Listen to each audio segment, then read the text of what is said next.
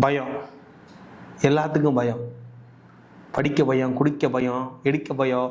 பயம் வேதநாயகம்னா பயம்னு. அப்புறம் வேற எது? எல்லா கருவத்துக்கும் நம்மளுக்கு பயம். எனக்கு எல்லாம் பயமயம். காடு பயம் எனக்கு, நாடு பயம் எனக்கு, கூடு பயம் எனக்கு, குளம் பயம் எனக்கு. ஆக்சுவலாக இந்த பயம் வந்து பார்த்தீங்க அப்படின்னா எப்படியெல்லாம் வேலை செய்யும் அப்படின்னா உங்களை வேலையே செய்ய விடாத அளவுக்கு வேலை செய்யும். அதுதான் பயமே. இல்லை, புரியல. என்னன்னா இப்போ சமீப காலமாக நம்ம பசங்கள்லாம் இன்டர்வியூ போகிறாங்க, இந்த செல்ஃப் இன்ட்ரோடக்ஷன் எடுக்கிறாங்க. ஈவன் வந்து பார்த்தீங்கன்னா நம்ம செல்ஃப் இன்ட்ரோ வீடியோ கூட எடுக்கிறோம். இதெல்லாம் கொண்டு போனால் அது வரைக்கும் நல்லா தான் பேசுகிறாங்க, நல்லா பர்ஃபார்ம் பண்ணுறாங்க, எல்லாம் ஓகே. ஆனால் இதை வேற யார்ட்ட புது ஆள்கிட்ட நம்ம போய் பேசுகிறோம் அப்படின்னா பயம் வந்துடுது. நமக்கு இருக்கடா வம்பு, இருக்கடா தெரியாமல் இருண்டு போயிரும்டா. ஒரு வேலைக்கு நம்ம ஒருத்தட்ட காலில் ஃபோன் பண்ணி பேசணும், இல்லை டேரெக்டாக ஒரு செல்ஃப் இன்ட்ரோ கொடுக்கணும் அப்படின்னா பயம் வந்துடுது. அது இங்கிலீஷில் பேசணும்னா இன்னும் பயம் ஜாஸ்தி ஆயிடுது. இல்லை ஏன் இந்த பயம் வருது, இந்த பயத்தை எப்படி நீங்கள் ஓவர் கம் பண்ணுறது அப்படிங்கிறது தான் இந்த வீடியோவில் சொல்ல போகிறேன். ஸோ இன்டர்வியூ போகிற மக்கள் யாராச்சும் இருந்தீங்க அப்படின்னா இந்த வீடியோவை ஸ்கிப் பண்ணாமல் கடைசி வரைக்கும் ஃபுல்லாக பாருங்கள். நீங்கள் ஒரு மெக்கானிக் இன்ஜினியர் இருந்தீங்கன்னா நம்ம சேனலை மறக்காம சப்ஸ்கிரைப் பண்ணிவிட்டு பெல் ஐக்கானை கிளிக் பண்ணி வைங்க. அப்போ தான் மெக்கானிக்கல் இன்ஜினியர் சம்மந்தமாக நம்ம போடக்கூடிய வீடியோஸ்லாம் உங்களுக்கு நோட்டிஃபிகேஷனாக வந்து சேரும்.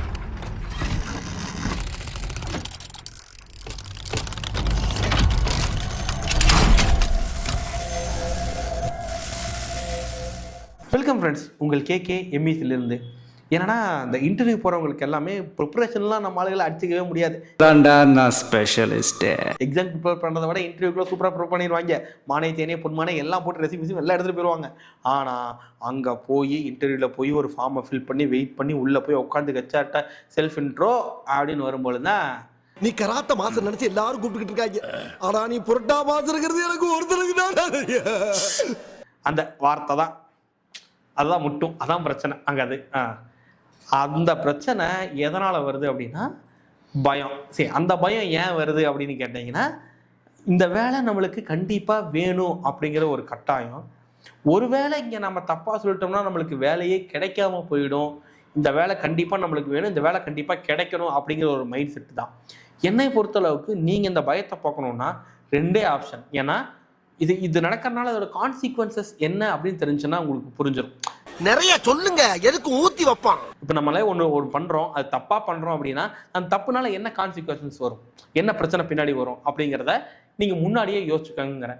அதிகபட்சமாக ஒரு இன்டர்வியூ போகிறீங்க, நீங்கள் சரியாக செல்ஃப் இன்ட்ரோ கொடுக்கல, சரியாக கேட்ட கேள்விக்கு பதில் சொல்லல, பெப்பரை பேன உட்காந்துட்டு இருக்கிறீங்க, உங்களுக்கு தெரியல அப்படின்னா என்ன நடக்கும்? அதிகபட்சமாக வெளியே போங்கடா, ஐயோ ராஸ்கல்களா, இந்த கம்பெனியில் வேலை இல்லை அப்படின்னு சொல்ல போகிறாங்க. அவ்வளவுதானே. இந்த கம்பெனியில் வேலை இல்லைன்னா இந்த உலகத்திலேயே உங்களுக்கு வேலை இல்லாமல் போயிடுமா? அப்படி கிடையாது இல்லை. அப்போது இந்த கம்பெனி இல்லைன்னா நம்ம அடுத்த கம்பெனிக்கு வேலைக்கு போக போகிறோம். இந்த கம்பெனி மட்டும்தான் வேலை, இந்த கம்பெனிலேயே உங்களுக்கு கண்டிப்பாக வேலை கிடைக்கணும், எப்படியாவது இந்த வேலையை வாங்கிடணும் அப்படிலாம் போனீங்கன்னா கண்டிப்பாக உங்களுக்கு ஒரு பயம் இருந்துக்கிட்டே இருக்கும்.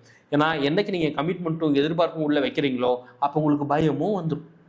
இப்போ ஒன்றும் இல்லை, உதாரணத்துக்கே நான் என்ன சொல்கிறேன் அப்படின்னா, இப்போ ஒரு லவ்வர்கிட்ட நீங்கள் லவ்வர் சொல்ல போகிறீங்க அப்படின்னா பயம் பதட்டதெல்லாம் இருக்கும். அது முதல் டைம் தான். ஆல்ரெடி லவ்வர்லாம் வச்சு நிறையா பக்கம் பிரேக்கப்லாம் ஆனதுக்கப்புறமா நீங்கள் போய் லவ் சொல்லும்போது உங்களுக்கு என்ன ஆகும்? இது இல்லைன்னா இன்னொன்று, இது இல்லைன்னா இன்னொன்று அப்படிங்கிற ஒரு மைண்ட் செட் வரும் இல்லையா? அதே மாதிரி அந்த மைண்ட் செட்டை நீங்கள் வேலை தேடுறப்பவும் நீங்கள் வச்சுக்கிட்டீங்க அப்படின்னா கொஞ்சம் பெட்டராக இருக்கும். ஸோ அப்போ தான் இந்த பயத்தை நீங்கள் ஓவர் கம் பண்ண முடியும். ஸோ அதுக்கப்புறமாவும் ப்ராக்டிஸ், கம்பல்சரி ப்ராக்டிஸ் வேணுங்கய்யா. ப்ராக்டிஸ்னால் நான் இங்கிலீஷில் பேசி நானே பேசி பார்க்கவா, யாரும் அதை கரெக்ஷன் பண்ணுவாங்களா? ஐயா இது ஏஐ வச்செல்லாம் நான் வீடியோலாம் போட்டிருக்கேன், நீங்கள் அதுக்கிட்ட கூட உட்காந்து சாட் ஜிபிடி இல்லை ஜெமினிலாம் கூட தான் ஜாலியாக பேசி இங்கிலீஷில் தமிழ்லையோ இல்லை மிக்ஸ் பண்ணி பேசி நீங்கள் வந்து பார்த்தீங்க அப்படின்னா உங்கள் பயத்தை போக்கலாம். ஸோ எப்படி பேசுகிறீங்க என்ன ஏன்னு கேட்டு ஃபீட்பேக் கேட்டு பேசலாம். உங்கள் ஃப்ரெண்ட்ஸுகளோட பேசுங்க, ஃப்ரெண்ட்ஸ் எல்லாம் கண்டிப்பாக ஓட்டு வாங்கி எது பேசினாலும் பரவாயில்ல, அவங்களோட பேசி இது இம்ப்ரூவ் பண்ணுங்கள். டெக்னிக்கலாக நீங்கள் பேசி பழகுங்க. டெக்னிக்கலாக பேசினா நீ ஓவராக படிப்பாளின்னு சொல்லிட்டு உங்களை வந்து பார்த்தீங்கன்னா மட்டம் தட்டுவாங்க, இல்லாட்டி ஓட்டுவாங்க. பரவாயில்ல, நம்ம ஃப்ரெண்ட்ஸ் தானே ஓட்டிட்டு போகிறாங்க, என்ஜாய் பண்ணுங்க. அவன் கிடக்குறான், புரியுதா? அப்போ உங்கள் பயம் போகணும்னா நீங்கள் பேசணும். யார்ட்டெல்லாம் போய் பேசணும், உங்களுக்கு யார்ட்டெல்லாம் க்ளோஸாக இருக்கணும் அவங்கள்ட்டலாம் பேசுங்க. இப்போ ஜென்ரலாக என்னென்னா உங்கள்கிட்ட ஆல்ரெடி க்ளோஸாக இருக்கிறவங்கள்ட்ட நீங்கள் பட்டைகளே பேசுவீங்க. புதுசாக ஒரு ஆள்கிட்ட போய் பேசினா என்னென்னா, நான் சொல்கிற விஷயம் ஒருவேளை தப்பாக இருக்குமோ அப்படிங்கிற பயம் தான். தப்பாகவே இருக்கட்டும்னு நான் சொல்கிறேன், நீங்கள் எது கரெக்டாக சொல்லணும், தப்பாக சொல்லுங்கள். இப்போ என்ன மோசமாக போச்சு, அதுக்காக உங்களுக்கு தண்டனை கொடுக்க போகிறாங்களா? ஓ நீ இந்த வார்த்தை தப்பாக சொல்லிட்டேன் அதனால் உங்களை தூக்கு தொங்க போகிறாங்களா? எது கிடையாது. தப்பாக பேசினா பேசிட்டுப்பாங்க. மீறி போனால் என்ன பண்ணுவான்? துப்புனா தொடச்சிக்கோ. அந்த மாதிரி கான்செப்டில் முடிச்சுட்டு போயிருக்கையா. பயத்தை போக்குறதுக்கு ஒரே வழி ரொம்ப சிம்பிளாக கடைசியாக நான் சொல்லணும்னா பயத்தை விடுங்க. நீங்கள் தான் விடணும், வேறு யாரும் விட முடியாது. சரியா? ஏன்னா உங்களுக்கு ஒரு பயம் இருந்துச்சுன்னா அந்த பயம் தான் உங்களை எல்லாத்தையுமே செய்ய விடாமல் தடுக்கும். அதை மட்டும் தூக்கி போடுங்க.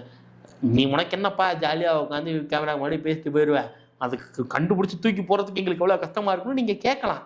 ஐயா, நீங்கள் கவலையே படாமல் என்னோட உதவ போட்ட ஒரு வீடியோ எடுத்து பார்த்தீங்கன்னா தெரியும். அந்த வீடியோ வந்து எனக்கு தெரிஞ்ச ஒரு 40 செகண்டோ 50 செகண்டோ தான் இருக்கும். அந்த வீடியோ எடுக்கிறதுக்கு 1.5 மணி நேரம் எனக்கு ஆச்சு. ஆமாம், எல்லா கண்டென்ட்லாம் ரெடி பண்ணியாச்சு, ப்ரிப்பேர் பண்ணியாச்சு, உட்காந்து பேசுறதுக்கு கேமரா ஆன் பண்ணிட்டு பேசுங்கிறாங்க, வார்த்தை வரல. ஆமாம், எதில் ஸ்டார்ட் பண்ணணும்னு கேட்டேன், வரல. கிட்டத்தட்ட 1.5 மணி நேரம் ஆச்சு, ஃபுல்லாக பேச முடியல. வெறும் 50 செகண்ட் என்னால் பேச முடியாமல் இருந்துச்சு. அப்போ என்னாச்சு? பேசி பேசி பேசி பேசி பேசி இன்னைக்கு கேமரா ஆன் பண்ணி வச்சா ஒரு 1.5 மணி நேரம் நிற்காம அந்த எஃப்எம்ல ஆர்ஜியெல்லாம் பேசுகிற மாதிரி வளவளன்னு பேசுகிற அளவுக்கு நீங்கள் ட்ரெயின் ஆகிட்டேன். காரணம் ப்ராக்டிஸ். பேச பேச தான் வருங்கய்யா. சரியா? அதனால் நீங்களும் பேசுங்க, நல்லா பேசுங்க, ஜாலியாக பேசுங்க, என்ஜாய் பண்ணி பழகுங்க. இன்றைக்கி உங்களுக்கு சப்போர்ட் பண்ணுறதுலாம் ஏஐலாம் இருக்குது. அதெல்லாம் யூஸ் பண்ணி உங்கள் பயத்தை போக்குறதுக்கு என்ன தேவையோ ப்ராக்டிஸ் தேவை. அந்த ப்ராக்டிஸை முறையாக பண்ணிங்கன்னாவே போதும். நீங்கள் அதேமாதிரி உங்கள் செல்ஃப் இன்ட்ரோவை நீங்கள் ஏஐ யூஸ் பண்ணி பக்காவாக ப்ரிப்பேர் பண்ணுங்கள். அதுக்கிட்டே பேசி காட்டுங்க. இல்லை சார் நான் எல்லாம் ஓகே, நான் இருந்தாலும் ஒரு கால் பண்ணி பேசுறதுக்கே எனக்கு சங்கடமாக இருக்குது அப்படின்னா கீழே என் நம்பர் இருக்குது, எனக்கே கால் பண்ணி உங்களை பற்றி செல்ஃப் இன்ட்ரோ கொடுங்க. அதில் முடிஞ்ச அளவுக்கு நான் ஒரு ஃபீட்பேக் கொடுக்குறேன். அதை வச்சு நீங்கள் அதை கரெக்ட் பண்ணி நீங்கள் அடுத்து இன்டர்வியூ போகிறதுக்கு அதை யூஸ் பண்ணிக்கிங்க. மெக்கானிசமாக வேறு எந்த கேரக்டர் வேணுனாலும் கீழே கான்டாக்ட் நம்பர் இருக்குது, என்ன உடனே நீங்கள் கான்டாக்ட் பண்ணலாம். முடிஞ்ச அளவுக்கு நான் சீக்கிரமாக ரிப்ளை பண்ணுறதுக்கு முயற்சி பண்ணுறேன். Thank you so much.